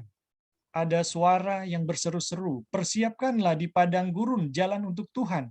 Luruskanlah di padang belantara jalan raya bagi Allah kita. Dia adalah yang datang dengan tangan yang kuat, yang membawa upah itu. Seorang seperti gembala memberi makan kawanan dombanya, menggendong anak-anak domba di dadanya. Satu pernyataan lagi mengenai Kristus sebagai pencipta yang seharusnya sudah cukup, ya, adalah kesaksian dari Bapanya sendiri dalam pasal pertama dari Ibrani. Kita membaca bahwa Allah telah berfirman kepada kita melalui anaknya. Firman-Nya tentang Dia, semua malaikat harus menyembah Dia, ya. Kepada malaikat-malaikat Dia berfirman, yang membuat malaikat-malaikatnya menjadi roh dan pelayan-pelayannya menjadi nyala api. Tetapi tentang anak, Ia berkata, takhtamu ya Allah, tetap untuk seterusnya dan selamanya. Tongkat kerajaanmu adalah tongkat kebenaran. Dan Tuhan berfirman lebih lanjut, pada mulanya ya Tuhan. Wah, ini luar biasa, ya. Pada mulanya ya Tuhan, Engkau telah meletakkan dasar bumi, dan langit adalah buatan tanganmu. Di sini kita mendapati bahwa Bapa menyebut anak sebagai Tuhan. Ini luar biasa, ya. Bagaimana mungkin, ya? Bapa menyebut anak sebagai Tuhan dan berkata kepada anak, engkau telah meletakkan dasar-dasar bumi dan langit-langit adalah buatan tanganmu. Kalau Bapa sendiri memberi penghormatan kepada anak, apakah manusia sehingga manusia harus menahannya? Ya. Ini Bapa sendiri menghormati anak, ya, memberi penghormatan kepada anak. Apakah manusia sehingga manusia harus memahaminya? Harus menahannya. Teman-teman, ini sulit dipahami kalau kita melihat dalam struktur budaya kita, ya. Dalam tradisi dan budaya kita ini sulit. Di mana Yesus itu lahir dalam satu waktu, Dia ada dalam satu waktu. Ini sangat sulit. Tetapi karena mereka ini telah ada, ya, bahwa Yesus itu I am that I am, ya, telah ada sebelum Abraham ada, memang mereka telah ada bersama-sama, ya. Maka kita akan pahami hal ini. Kalau Bapa sendiri memberi penghormatan kepada anak, apakah manusia sehingga manusia harus menahannya? Nah, teman-teman, pernyataan ini agak rancu, ya, kita mau mendengarnya sekarang. Tapi saat buku ini ditulis atau pada awal-awal pergerakan Advent kita, ya, gereja kita, ini sangat sangat lumrah, ya. Ada banyak orang tidak memberi penghormatan yang sebagaimana mestinya kepada anak, ya, karena pandangan dari Arian, ya, yang sangat merasuki, ya, para pendahulu kita. Perhatikan, ya, ini yang di garis merah. Melalui hal ini, semoga kita menyerahkan kesaksian langsung dari Bapa tentang kealahan Kristus dan fakta bahwa Dia adalah pencipta dari segala sesuatu.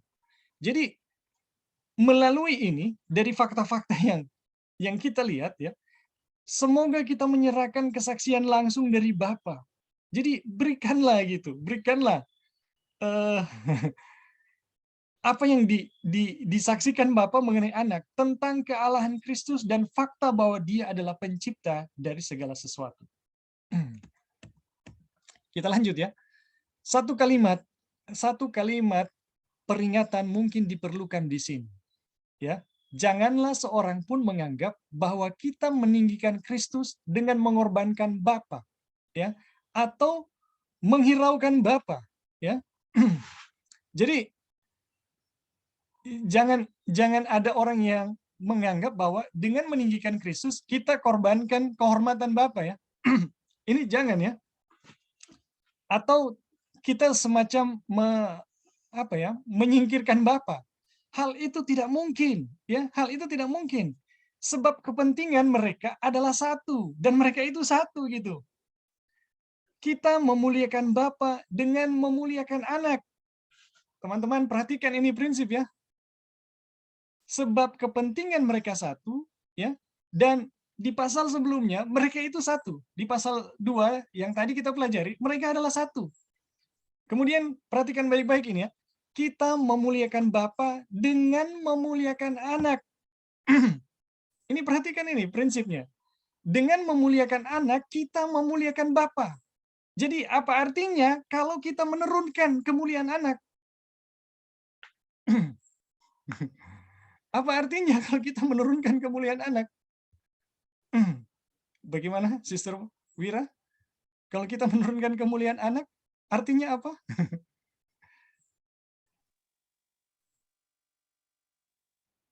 Menurunkan kemuliaan Bapa juga. Iya. Kok saya jadi kepikiran dengan peran Roh Kudus ya dari obrolan ini. Iya. Silakan. Enggak cuman kepikir aja. Ya. Jadi ini konsekuensinya nanti ke Roh Kudus ya. Roh Kudus sebagai satu pribadi. Ini konsekuensinya akan ke situ. Seolah-olah kok kayak enggak apa ya? Kan tadi kayak tidak dihargakan gitu ya. Peran Allah Bapa ketika kita cuman ngomongin peran Yesus toh gitu. Kan ini lagi ngobrolin dua pribadi kan. Iya. Jadi seolah-olah Roh Kudus belum dibicarakan, belum dimuliakan gitu. Ya nanti saya dengar dulu deh. Oh iya. Jadi Sister Wira, ini kita lagi pelajari mengenai keilahian Kristus. Karena pada saat buku ini ditulis, pandangan ada banyak dari pemimpin gereja itu pandangannya Yesus itu bukan ilahi ya, karena pengaruh dari pandangan Arian ya. Yesus bukan ilahi. Jadi apa yang Wagoner sedang jelaskan sekarang adalah kedudukan Kristus dengan Bapa itu seperti apa gitu. Jadi kita sedang membahas tentang keilahian Kristus. Nah, kenapa kita perlu ya mempelajari tentang keilahian Kristus? Nanti di bagian-bagian bawah akan dijelaskan kenapa perlu ya, kenapa perlu. Jadi nanti kita akan lihat kita sekalipun tidak dibahas ya di buku ini, tapi kita bisa katakan bahwa melalui penjelasan Wagoner tentang keilahian Kristus ini, itu secara tidak langsung ya memposisikan Roh Kudus sebagai ilahi, ya, sebagai sesuatu oknum yang berbeda dan yang ilahi. Itu konsekuensi tidak langsung, dan itu pertama kali dinyatakan oleh Jones ya. Nah, teman-teman, kita lanjut dulu ya. Jadi sebab kepentingan mereka adalah satu, jadi ini Bapa dan Anak adalah satu, ya. Kita memuliakan Bapa dengan memuliakan Anak. Jadi jangan pernah berpikir kalau kita memuliakan Anak, itu berarti Bapa disingkirkan, atau Bapa diabaikan gitu. atau Bapa direndahkan. Jangan pernah. Karena ketika kita memuliakan anak, ya, kita pasti memuliakan Bapa. Nah, kalau kita merendahkan anak atau menurunkan kehormatan dari anak, apa artinya? Itu berarti kita menghina Bapa, ya. Dan teman-teman, ini yang sering saya katakan ya di dalam ini yang sering saya katakan di dalam diskusi dengan teman-teman ya, yang penganut Godhead ya. Pandangan Arian itu konsekuensinya secara langsung ya, konsekuensinya akan menurunkan kemuliaan Kristus ya, sedikit lebih rendah dari Bapa dengan versi-versinya ya. Ada yang memang sama sekali menyingkirkan Kristus, ada yang masih lebih rendah. Jadi ada semi Arian, ada Arian ya, dan seterusnya. Tetapi pandangan Arian pada prinsipnya itu menurunkan kemuliaan Kristus lebih rendah dari Bapa. Dan dari prinsip ini, ya, dari prinsip yang kita pelajari saat ini, kita memuliakan Bapa dengan memuliakan anak, artinya ketika kita merendahkan, ya, ketika kita merendahkan anak, itu artinya kita menghina Bapa, ya. Sama itu. Dan teman-teman, saya juga sering mengatakan, kalau kita merendahkan anak, apa sebenarnya itu? Apa pemikiran siapakah itu gitu? Kalau kita mau merendahkan anak. Nah, kita yang mempelajari the great controversy ya, pertentangan besar di dalam roh nubuat, maka kita akan tahu bahwa adalah tujuan setan ya dari surga dulu, dari surga dahulu adalah untuk merendahkan bagaimana kemuliaan anak Allah itu. Jadi Lucifer itu sangat tidak suka dengan kemuliaan anak gitu. Karena dia selalu merasa dirinya lebih rendah daripada anak. Dan dia tidak suka dan bagaimana cara dia akan menyingkirkan anak ini. Dan kalau dia bisa buat kemuliaan anak ini sedikit saja lebih rendah, itu berarti sudah cukup bagi dia untuk merendahkan seluruh kealahan ya yang ada di surga. Jadi teman-teman, kita bisa lihat ya betapa halus dan jahatnya doktrin Arian ini ya.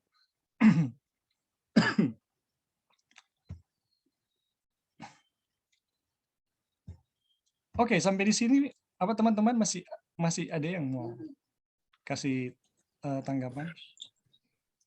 Bing, doktrin Arian itu apa yang mereka percaya mengenai Yesus? Apakah Yesus hasil ciptaan atau? Nanti di pasal selanjutnya ada doktrin Arian yang dibahas. Pasal 4 kalau nggak salah. Oke. Yaitu Yesus diciptakan. Jadi saksi Yehova itu Arian ya. Saksi Yehova Arian, Mormon itu Arian. Oke. Dan Godhead itu Ulang Bing. Sorry Bing, ulang Bing.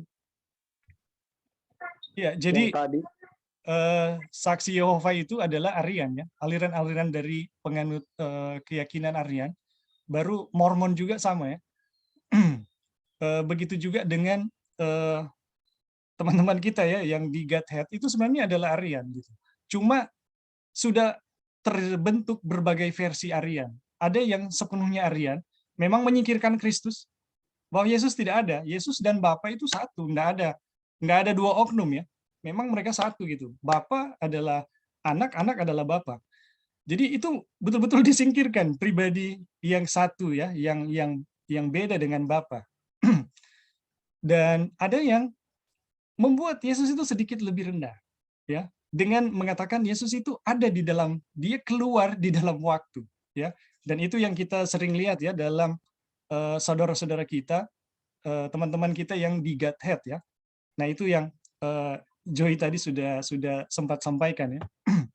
Nah, teman-teman, di sini kita belajar mengenai keilahian Kristus, bahwa Yesus dan Bapa itu satu. Ya, dari pasal 1 kita udah dijelaskan mengenai keilahiannya, memiliki sama-sama sebagai Allah, sama-sama pantas dihormati, sama-sama menghakimi, sama-sama berkuasa atas segala sesuatu, sama-sama menciptakan, sama-sama ada dengan sendirinya ya. Dan kalau kita ya memuliakan anak, itu berarti kita memuliakan Bapa. Dan kalau kita merendahkan anak, apa artinya? Itu berarti kita menghina Bapa. Dan teman-teman, di dalam konteks degree kontroversi, itu adalah pikiran setan yang setan tanamkan ya kepada malaikat-malaikatnya dan kepada begitu banyak manusia.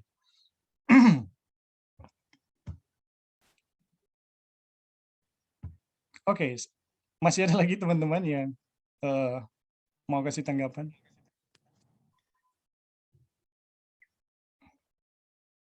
Ya, silakan.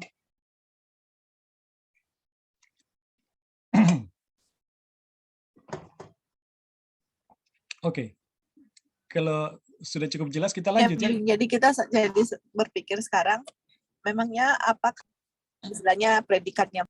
Apakah di Alkitab ada yang penting? Bisa dengar? Ya, coba sekali lagi, Joy. Halo? Oke. Ya, jadi kita jadi sempat berpikir, apakah ada di dalam Alkitab yang membedakan antara Bapa dengan anak? Istilahnya predikatnya berbeda, gelarnya berbeda, kuasanya berbeda, something like that gitu. Apakah ada di Alkitab atau memang di Alkitab selalu menunjukkan bahwa anak dengan Bapa itu sama gitu. Jadi dia punya kuasa, dia punya gelar, dia punya predikat, dan semuanya itu sama, tidak ada perbedaan gitu.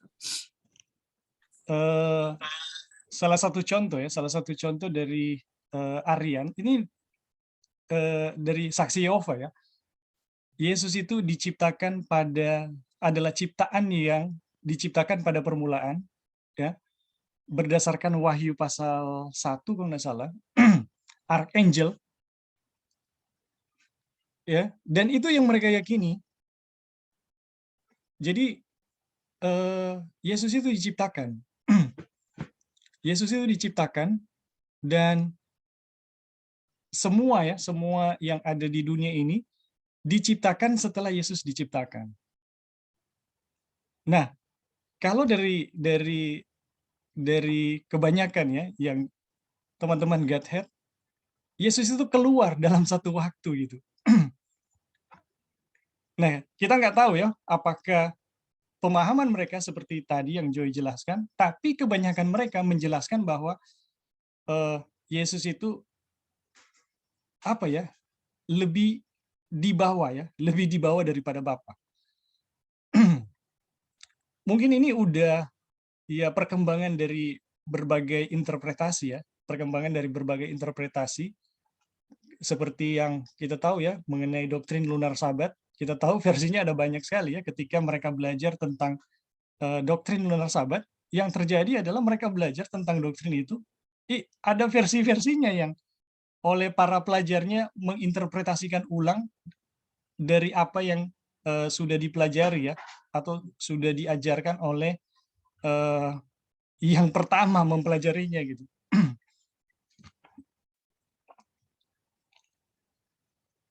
Jadi seperti itu. Jadi bagaimana, Joy?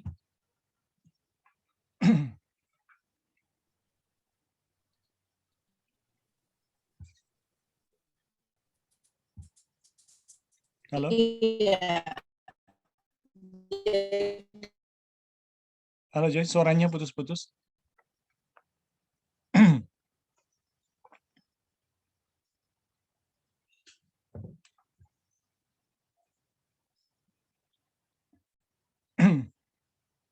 Halo? Apa kedengaran suara saya?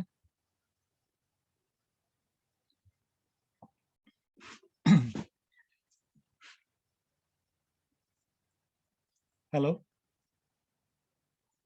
Apa kedengaran suara saya?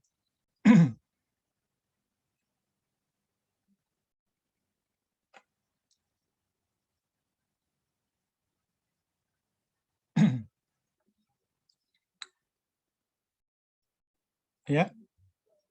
Siapa suka keluar? Oh, jaringan.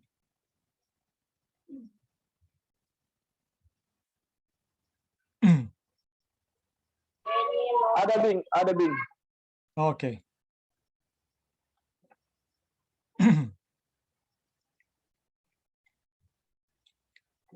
Kita lanjut ya, kita lanjut.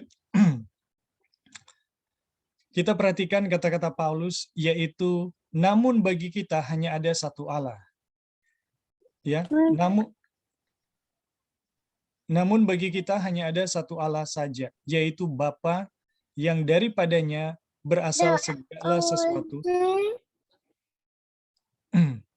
Namun bagi kita hanya ada satu Allah saja, yaitu Bapa yang daripadanya berasal segala sesuatu dan yang untuk Dia kita hidup. Dan satu Tuhan saja, yaitu Yesus Kristus, yang olehnya segala sesuatu telah dijadikan dan yang karena Dia kita hidup. Seperti yang telah kita kutip sebelumnya, bahwa oleh karena Dia Allah menjadikan seluruh dunia. Ya, oleh karena Bapa, Yesus telah menjadikan seluruh dunia dan segala sesuatu pada dasarnya berasal dari Bapa, bahkan Yesus sendiri berasal dan keluar dari Bapa. Tetapi adalah kesenangan Bapa bahwa dalam Anak ya berdiam segala kepenuhan dan bahwa dia haruslah menjadi agen langsung yang dekat dalam segala tindakan penciptaan. Jadi teman-teman, dalam ayat ini ya, 1 Korintus 8 ayat 6 itu jelas ya. Bagi kita hanya ada satu Allah saja, yaitu Bapa, ya, yang daripadanya berasal segala sesuatu dan yang untuk Dia kita hidup. Dan satu Tuhan saja, yaitu Yesus Kristus yang olehnya segala sesuatu telah dijadikan dan yang karena Dia kita hidup. Jadi ini sama ya. Ini hanya ada satu Allah saja ya, dan hanya ada satu Tuhan saja. Ini dua kata yang berbeda ya dalam bahasa Ibrani. Ya, yang satu menggunakan theos, yang satu menggunakan kurios, tetapi maknanya sama ya, yaitu Tuhan gitu. Dan baik Bapa maupun Anak sama-sama itu sumber segala sesuatu ya, berasal segala sesuatu. Kemudian seperti yang telah kita kutip sebelumnya bahwa oleh Dia ya Allah telah menjadikan seluruh dunia segala sesuatu pada dasarnya berasal dari Bapa, bahkan Yesus Kristus sendiri berasal dan keluar dari Bapa. Tapi pernyataan ini teman-teman harus dipahami dalam penjelasan Wagoner ya, penjelasan yang Wagoner bahwa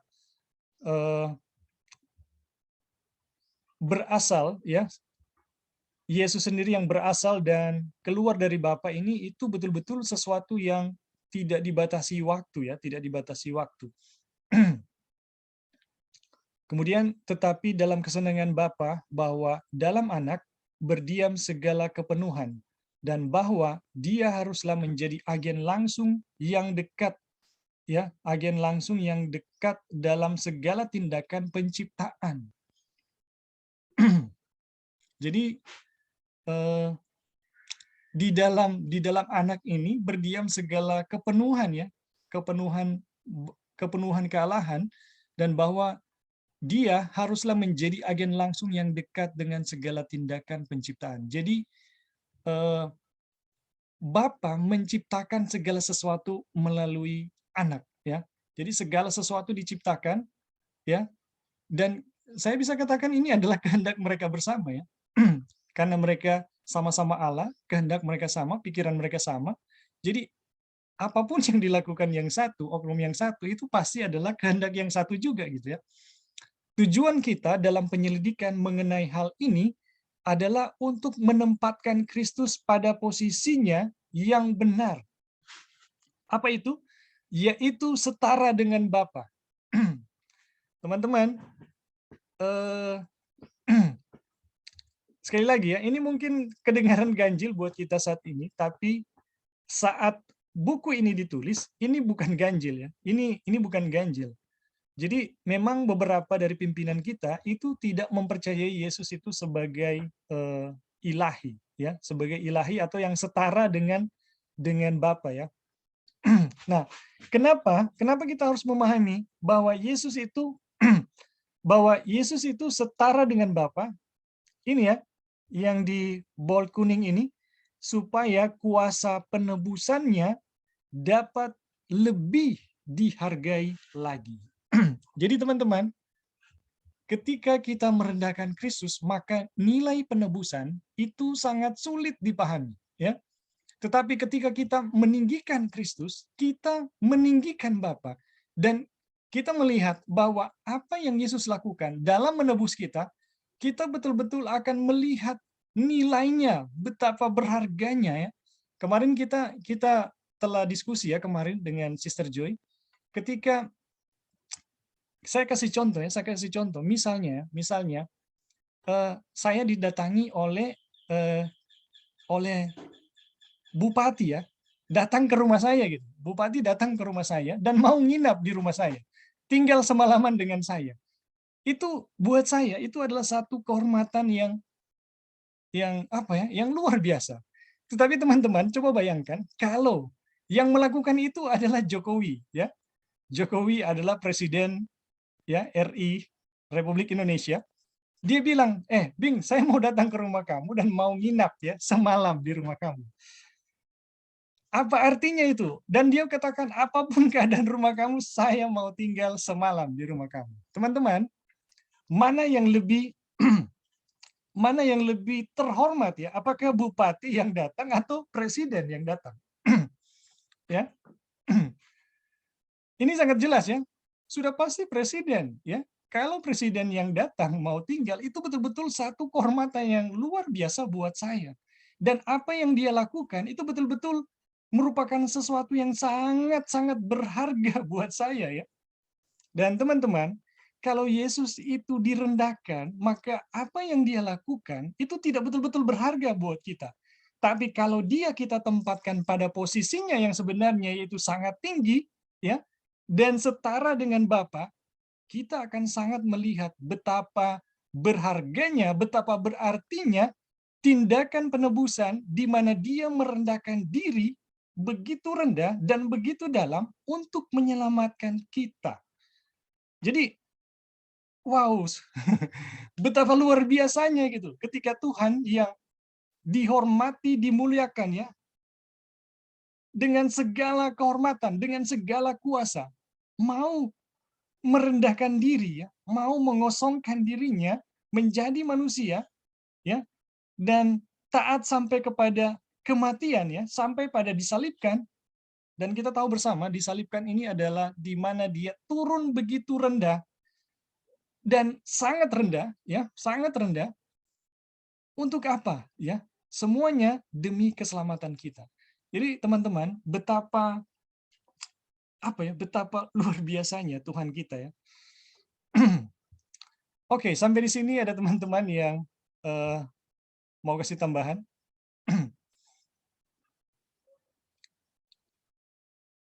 Atau tanggapan, dipersilakan.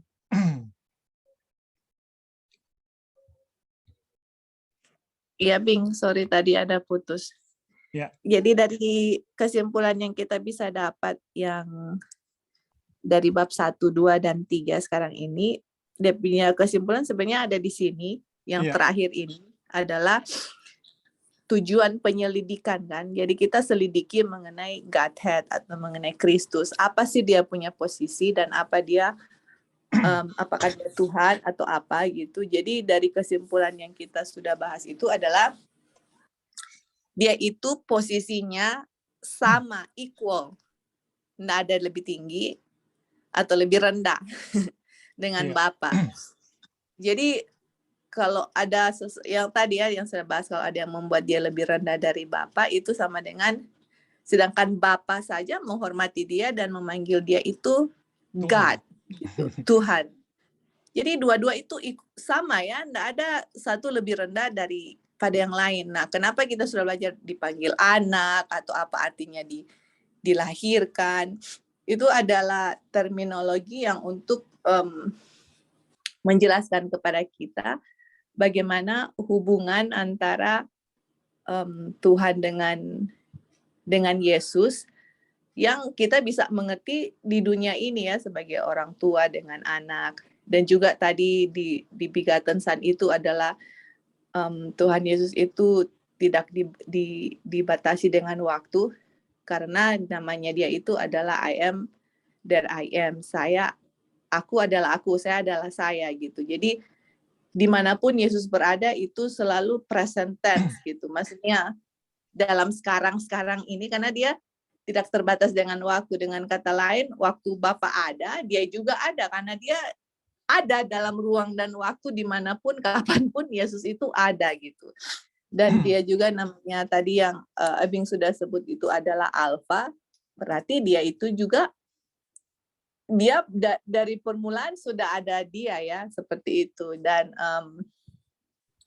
jadi kita cuma mau kasih poin-poin yang mana yang menjadi kontroversi yang kita sudah mulai lihat dia punya jawaban, yang mana kita tidak bisa menurunkan derajat Tuhan Yesus dalam tingkat selevel 00.1 pun nggak bisa lebih rendah dari Bapa, sama dengan Bapa, karena Bapa sendiri memanggil Yesus itu adalah Tuhan dan dia itu adalah pencipta.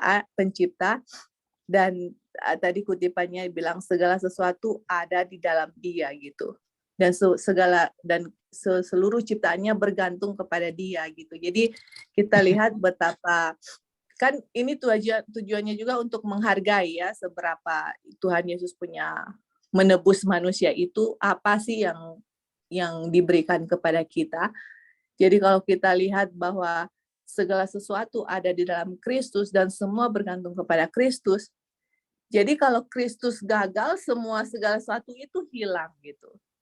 Karena segala sesuatu ada dalam dia dan segala sesuatu bergantung kepada dia.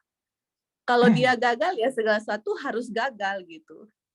Makanya betapa mengerikan kalau Yesus itu jatuh dalam dosa dalam satu hal pun, wah udah segala sesuatu itu lenyap. Bukan hanya dunia ini, seluruh alam semesta, karena seluruh alam semesta bergantung kepada Kristus. Segala sesuatu dari ciptaan yang kelihatan, yang tak kelihatan di surga, semua itu harus lenyap.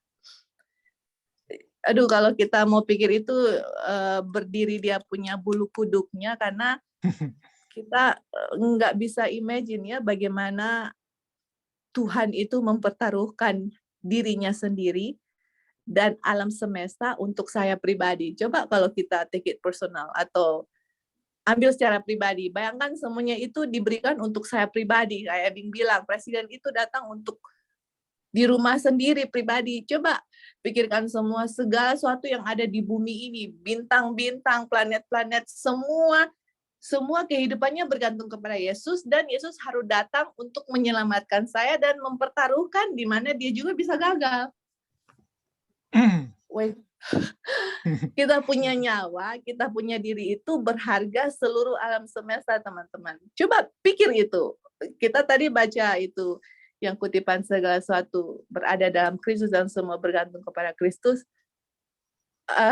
Langsung kayak, aduh Tuhan, kalau Tuhan gagal, untuk saya, kalau Tuhan gagal mau datang kepada saya, ya, misalnya saya, Joy, Tuhan datang mau menyelamatkan kita.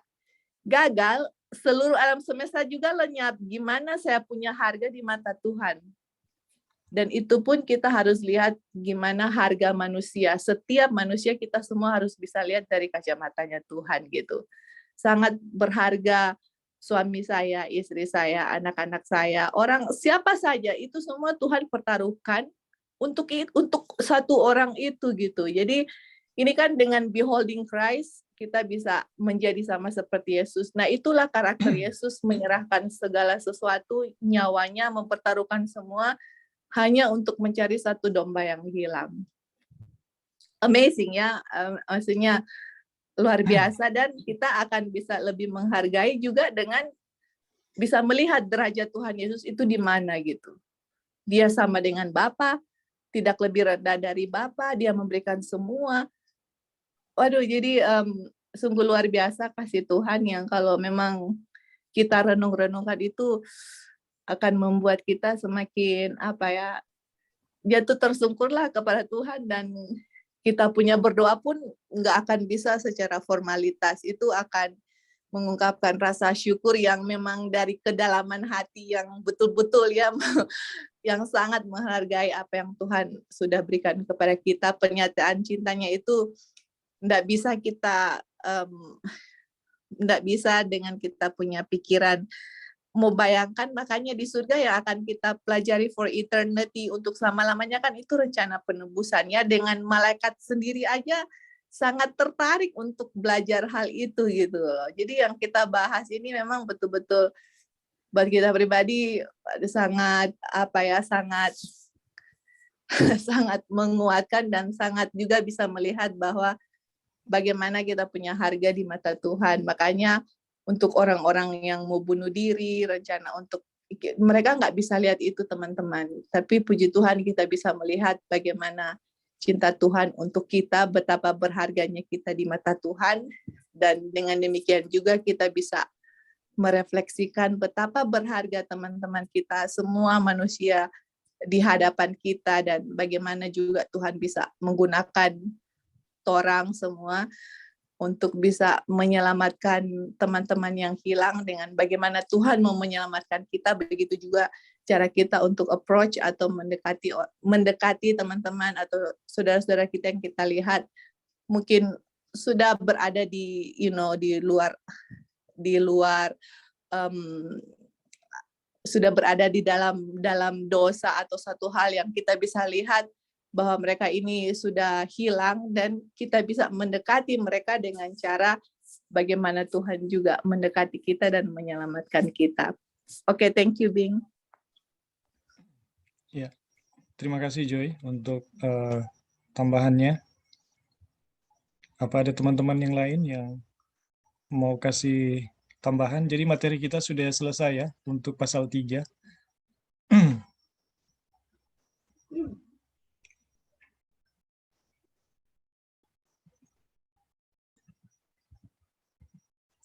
Jadi teman-teman mungkin ada yang baru bergabung ya dengan kita, dengan Bible Study. Jadi kita sudah masuk pada pasal 3. Jadi di awal, di pendahuluan itu kita telah pelajari tentang bagaimana memandang dan diubahkan ya. Kita hanya bisa berubah kalau kita memandang kepada Kristus ya. Kita memandang kepada Tuhan atau kepada Kristus di dalam gambarnya yang dinyatakan apa adanya ya. Jadi tidak mungkin bagi kita untuk memandang dan berubah ya menjadi seperti yang Tuhan harapkan, tetapi kita punya gambar yang beda dengan yang dinyatakan Tuhan. Misalnya ya, kita punya gambaran Tuhan itu jauh dari kita ya. Tuhan itu tidak bisa dekat dengan kita yang berdosa. Kita tidak mungkin ya berubah dengan konsep Tuhan seperti itu. Kemudian di sini juga kita belajar mengenai Tuhan yang sejajar dengan Bapa ya. Jadi teman-teman, tidak mungkin ya kita memandang kepada Tuhan dan kita berubah. Kalau Tuhan itu, Yesus itu lebih rendah ya daripada Bapa, itu tidak mungkin. Jadi dalam pelajaran ini kita akan melihat bagaimana keilahiannya dalam beberapa pasal 1, pasal 2, pasal 3, bagaimana keilahian Kristus itu dinyatakan kepada kita ya. Bahwa Yesus itu betul-betul sejajar ya, betul-betul sejajar sama dengan Bapa. Hanya predikat Bapa dan predikat Anak itu dinyatakan untuk kepentingan kita lebih bisa memahami daripada raja atau dewa atau apa gitu yang di luar unsur-unsur kekeluargaan. Jadi terminologi Bapa dan Anak itu sebenarnya supaya kita bisa dengan nyaman ya lebih akrab untuk mendekati kealahan gitu. Dan itu sudah dijelaskan ya tadi di atas bahwa tujuan bagaimana keilahian itu dinyatakan, bagaimana Yesus itu menyatakan diri sebagai ilahi ya, supaya manusia itu bisa datang mendekatinya dan supaya manusia itu bisa didamaikan dengan Tuhan gitu. Jadi dengan memahami dengan benar ya posisi anak Allah, posisi ketuhanan ini, maka kita akan semakin memahami bagaimana kealahan dan kita akan semakin berani ya, kita akan semakin berani untuk mendekati kealahan tersebut. Jadi bagaimana kita menghampiri Tuhan dengan penuh keberanian, dengan penuh keyakinan, itu harus dalam gambar yang benar, ya, harus dalam gambar yang benar tentang keilahian itu sendiri, ya. Dan kalau kita salah, maka yang terjadi adalah kita mungkin takut, kita mungkin khawatir, kita was-was. Jangan sampai ketika saya mau mendekati Tuhan, ketika saya mau berdoa, Tuhan tidak menerima saya, ya. Jadi ini menjadi konsekuensi logis, ya, konsekuensi logis bahwa ketika kita memandang dengan benar, maka kita akan berubah. Maka kita akan bertumbuh semakin menyerupai dengan gambar Tuhan. Jadi teman-teman, itu kira-kira ya gambaran singkat dari apa yang kita pelajari dari pendahuluan sampai pasal 3 ini, ya. Dan minggu depan kita masih akan mempelajari. Kalau teman-teman punya kesempatan, kalau tidak ada halangan, hari Sabat 7:30 pagi waktu Indonesia, kita akan pelajari ya lanjutan dari pasal ini. Jadi teman-teman, sediakan waktu karena kita lagi belajar sesuatu yang di saat buku ini ditulis, ya, ini adalah satu produk dari kebangkitan kebangunan rohani yang sangat besar yang terjadi di gereja Advent. Jadi buku ini atau pekabaran yang kita sedang pelajari ini adalah betul-betul produk kebangkitan kebangunan rohani yang sangat besar. Mudah-mudahan kita bisa merasakan ya berkat itu, dan itu membawa kebangunan rohani untuk masing-masing kita secara pribadi. Jadi teman-teman, waktu kita sudah selesai. Terima kasih untuk kehadiran dan partisipasi dari teman-teman. Semoga Tuhan memberkati kita semua. Kita akan menutup perjumpaan kita saat ini. Di sini ada Sister Wira. Apa bisa mendoakan doa tutup untuk perjumpaan kita saat ini? Oke. Ya, terima kasih. Silakan. Mari berdoa. Bapa di surga, Bapa yang baik, terima kasih atas pimpinan penyertaan-Mu. Kami boleh mendengarkan renungan firman Tuhan yang boleh dibawakan oleh Kak Ebing. Kiranya pelajaran ini dapat membuka pikiran dan wawasan kami, terlebih Roh Kudus akan memimpin kami untuk mengerti tentang keilahian Bapa dan Kristus yang telah berkarya bagi kami, bagi keselamatan kami, dan bagi pertobatan kami sepanjang umur hidup kami. Tuhan, terima kasih. Mampukan kami untuk memahami lebih dalam lagi tentang maksud-maksud Tuhan, supaya kami boleh juga menjadi saksi kebenaran Tuhan dimanapun kami berada. Ampuni kami Tuhan dari segala keterbatasan kami. Kami mohon kiranya Engkau juga akan terus memimpin kami kepada pertemuan-pertemuan yang baik yang akan mendatangkan berkat rohani kepada kami. Kami mengucap syukur di dalam nama Tuhan Yesus. Amin. Amin. Terima kasih Wira. Terima kasih Joy. Semuanya. Terima kasih. Thank you, Bing. Terima kasih, Susiya. Terima kasih, Bing. Thank you, bro. Devi, Kak Opin, Sister Thank Mira, you. siapa greet Terima gue? kasih semuanya. Email deh. Sampai ketemu. Ya, Oh, thank iya. you. Melda. Terima kasih, Tuhan berkati. Thank you, Bing.